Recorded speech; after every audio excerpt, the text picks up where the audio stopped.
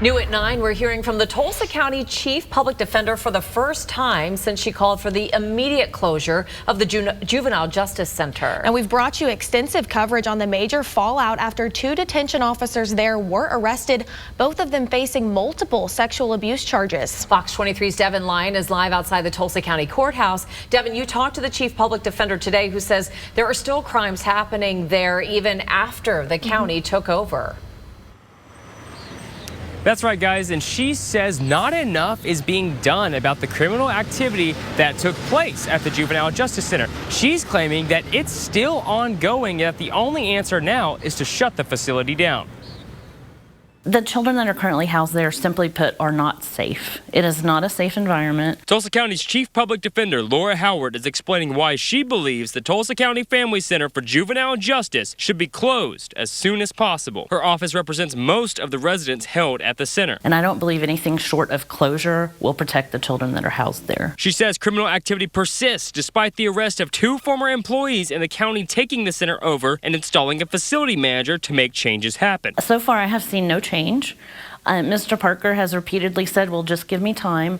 I'm sorry, but we are past the point. When there are children that are being abused on a weekly basis and we're still getting new reports, we don't have time.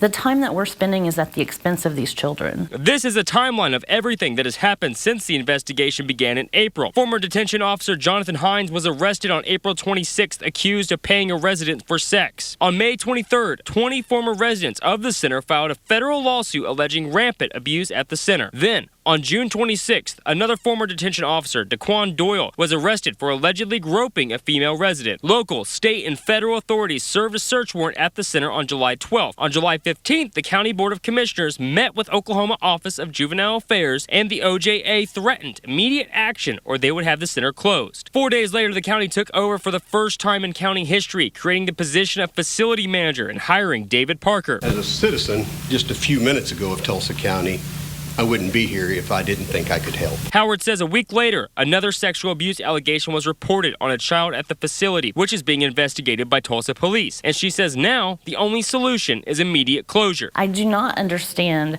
how no one is willing to take action to close the facility when we know there is ongoing abuse. But Parker disagrees, saying they're making progress early on. I do not think it needs to be closed. I think we have made some great advancements, and we will keep making those advancements. I also spoke with Parker on the progress that's taking place at the Juvenile Justice Center since he took it over just over a week ago, and why he believes the doors should stay open. I'm working on that part of my story, and I'll have it ready for you on Fox 23 News at 10. Live in downtown Tulsa, covering news that matters, Devin Lyon, Fox 23 News.